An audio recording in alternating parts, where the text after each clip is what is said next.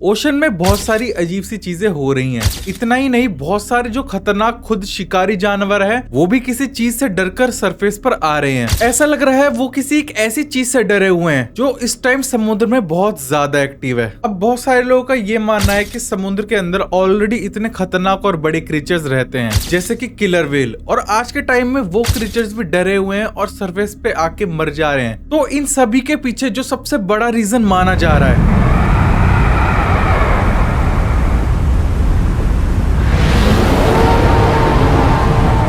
लिवाइथन।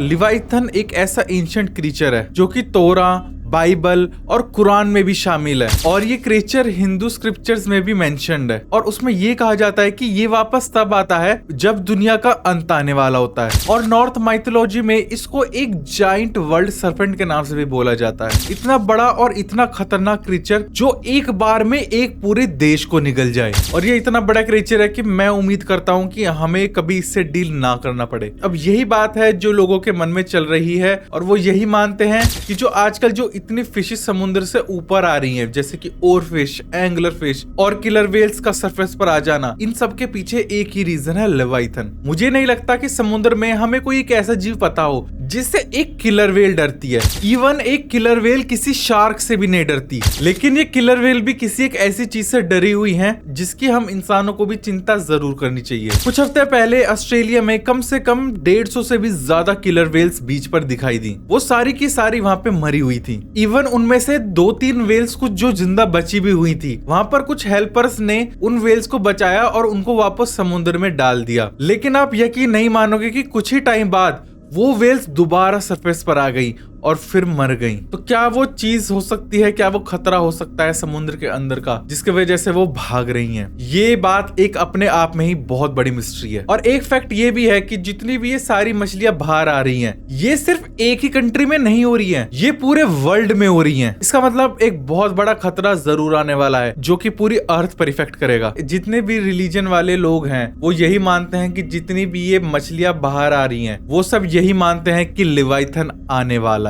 पूरी दुनिया में बहुत ही अजीबोगरीब चीजें हो रही हैं, जैसे कि डेजर्ट का धीरे धीरे जंगल में बदलना और सऊदी अरेबिया में बर्फ के तूफान आना, मतलब बिल्कुल रेगिस्तान के बीचों बीच बर्फ। कुछ ऐसी चीजें हो रही हैं जिनका होना बिल्कुल भी पॉसिबल नहीं है। हम लोग दूसरे प्लैनेट्स पे जा रहे हैं, दूसरे प्लैनेट्स को एक्सप्लोर कर रहे हैं, वहां पे लाइफ खोज रहे हैं, लेकिन हमने अपनी ही धरती को अच्छे से एक्सप्लोर नहीं करा। जैसा कि हमने पिछली वीडियो में बताया कि हमने सिर्फ 5 से 20% ही ओशन एक्सप्लोर करा है। अब यहाँ पे मैं 5 से 20% क्यों बोल रहा हूँ? क्योंकि अभी तक हमको यही नहीं पता है कि ओशन कितना बड़ा है। अभी तक हमने जितना डिस्कवर करा है उतने में वो सिर्फ 20% है, लेकिन अभी तो ओशन का इतना बहुत बड़ा पार्ट है जो शायद हमने डिस्कवर नहीं करा। हमें पता ही नहीं है कि डीप सी में क्या है और किस तरह के क्रीचर्स वहां पे एग्जिस्ट करते हैं। तो क्या आपको लगता है कि हमने सभी क्रीचर्स को एक्सप्लोर कर लिया है, या फिर लेवाइथन सही में एग्जिस्ट करता है? देखो, एक चीज मैं आपको अपनी तरफ से क्लियर बता दूं, जो कि मेरे थॉट्स हैं, और चाहे साइंस इसको कितना भी एक्सप्लेन करता रहे, कि जितनी भी सारी चीजें हो रही हैं, जितने भी सारी फिशेस बाहर आई हैं, और चाहे साइंस इनके पीछे कितने भी एक्सप्लेनेशन दे दे कि क्लाउड चेंज की वजह से या फिर उनके हैबिटेट में प्रॉब्लम हो रही है, लेकिन ये चीजें नॉर्मल नहीं है। ये चीजें इतने स्केल पर और एक साथ कभी नहीं हुई पहले। तो आई थिंक हमें अब एक चीज नहीं करनी चाहिए जो हम बहुत टाइम से कर रहे हैं, इन सब चीजों को इग्नोर।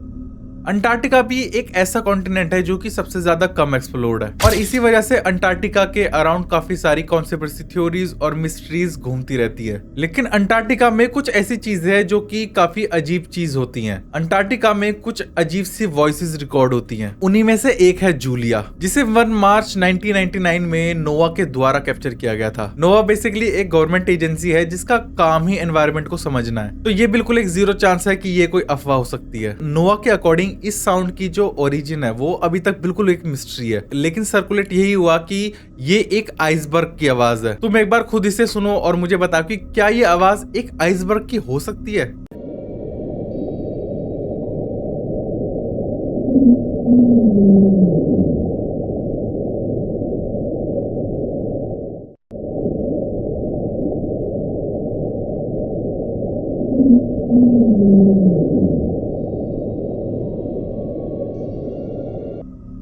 ऐसी एक वॉइस नोआ ने 5 मार्च 1997 को कैप्चर करी थी। नोआ के अकॉर्डिंग ये आवाज किसी आइस माउंटेन के किसी सी से टकराने की वजह से हुई थी। लेकिन अगर आप इस आवाज को सुनो तो आपको ऐसा लगेगा कि आप डीप सी के अंदर किसी ट्रेन को सुन रहे हो या फिर कोई एक अनआइडेंटिफाइंग क्रिएचर।